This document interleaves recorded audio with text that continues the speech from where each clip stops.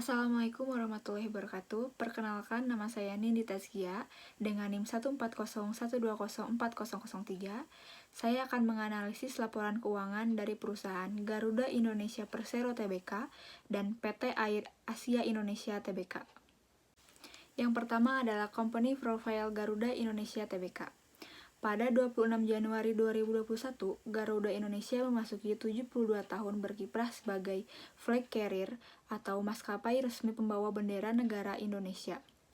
Garuda Indonesia merupakan salah satu perusahaan milik negara di sektor industri transportasi udara, dengan jumlah 210 armada, menjangkau 48 rute domestik dan 22 rute internasional. Selanjutnya yaitu analisis keuangan dari perusahaan Garuda Indonesia Persero Tbk. Current ratio.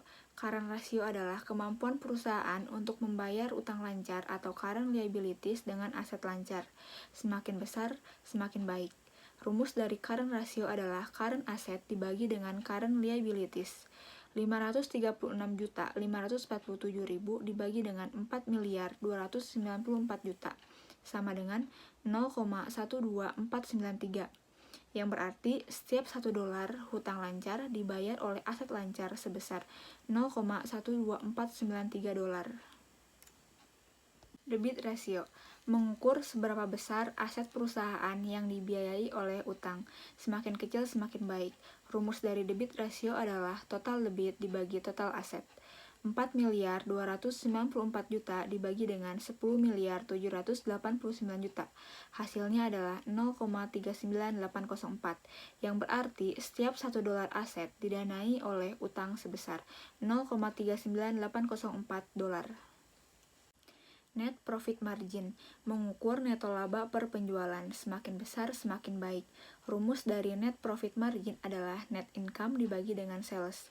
2.476 juta dibagi dengan 1.492 juta. Hasilnya adalah 1,65957, yang berarti setiap $1 penjualan mampu menghasilkan $1,65957 laba bersih. Return on Equity atau ROE mengukur seberapa besar return yang bisa diperoleh oleh pemegang saham. Semakin besar, semakin baik. Rumus dari Return on Equity adalah net income dibagi dengan total common equity. 2.476 juta dibagi dengan 1.943 juta. Hasilnya adalah 1,27463, yang berarti setiap $1 ekuitas mampu menghasilkan 1,27463 laba bersih. Gross profit margin mengukur laba kotor per penjualan. Semakin besar semakin baik. Rumus dari gross profit margin adalah gross profit dibagi revenue. 1.332 juta dibagi dengan 1.492 juta. Hasilnya adalah 0,89257, yang berarti setiap $1 penjualan dapat menghasilkan laba kotor sebesar $0,89257. Return on Asset atau ROA mengukur kemampuan perusahaan menggunakan asetnya untuk menghasilkan laba bersih. Semakin besar, semakin baik. Rumus dari Return on Asset adalah net income dibagi total aset. 2.476 juta dibagi dengan 10.789 juta. Hasilnya adalah 0,22953, yang berarti setiap $1 aset dapat menghasilkan $0,22953 laba bersih. Total Asset Turnover atau TATO mengukur seberapa efisien perusahaan menggunakan asetnya untuk menghasilkan penjualan. Semakin besar semakin baik. Total Asset Turnover rumusnya adalah sales dibagi total aset. 1.492 juta dibagi dengan 10.789 juta. Hasilnya adalah 0,13831, yang berarti setiap $1 aset dapat menghasilkan penjualan sebesar 0,13831. Fixed Asset Turnover, mengukur seberapa efisien penggunaan fixed asset untuk menghasilkan penjualan. Semakin besar, semakin baik. Rumus dari fixed asset turnover adalah sales dibagi net fixed asset. 1.492.000.000 dibagi dengan 9.392.000.000. Hasilnya adalah 0,15889, yang berarti setiap $1 aset tetap mampu menghasilkan penjualan sebesar 0,15889 dolar. Selanjutnya, Company Profile PT Air Asia Indonesia Tbk. PT Indonesia Air Asia adalah sebuah maskapai penerbangan bertarif rendah yang berbasis di Indonesia. Indonesia Air Asia mendapatkan lisensi dari maskapai Air Asia Internasional yang merupakan maskapai penerbangan berbiaya rendah dari Malaysia. Indonesia Air Asia didirikan pada September 1999 dengan nama PT Awair Internasional. Mereka memulai penerbangan berjadwal ke beberapa kota di Indonesia pada tahun 2000, yang kemudian diikuti pembukaan penerbangan ke luar negeri, yaitu di Singapura. Selanjutnya, analisis keuangan PT Air Asia Indonesia Tbk. Current ratio, kemampuan perusahaan untuk membayar utang lancar atau current liabilities dengan aset lancar. Semakin besar, semakin baik. Rumus dari current ratio adalah current asset dibagi dengan current liabilities. 172.660.000.000 dibagi dengan 4.957.000.000. Hasilnya adalah 0,03483. Yang berarti setiap $1 hutang lancar dibayar oleh aset lancar sebesar 0,03483 dolar. Debit ratio, mengukur seberapa besar aset perusahaan yang dibiayai oleh utang.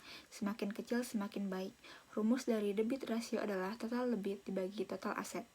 4.957.000.000 dibagi dengan 6.080.000.000. Hasilnya adalah 0,81525, yang berarti setiap $1 aset didanai oleh utang sebesar 0,81525 dolar.